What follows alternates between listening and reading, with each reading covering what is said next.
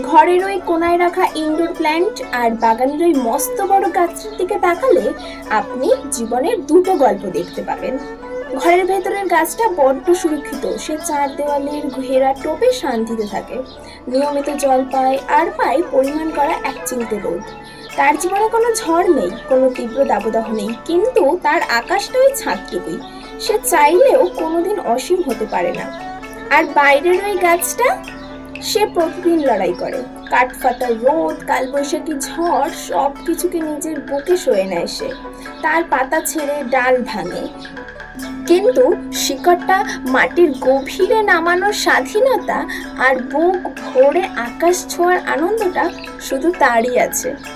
আর আমরা মানুষরাও তো সেই দুরকমেরই।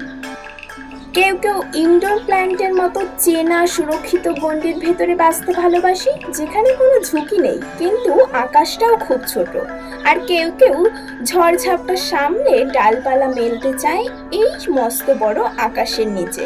লড়াইটা কঠিন এটা জেনেও, তাই একবার ভেবে দেখুন তো আপনি ঠিক কোন গাছটির মতো বাঁচছেন, সুরক্ষিত টবের চার দেওয়ালের ওই ইনডোর প্ল্যান্ট নাকি বিশাল আকাশের নিচে একলা দাঁড়িয়ে।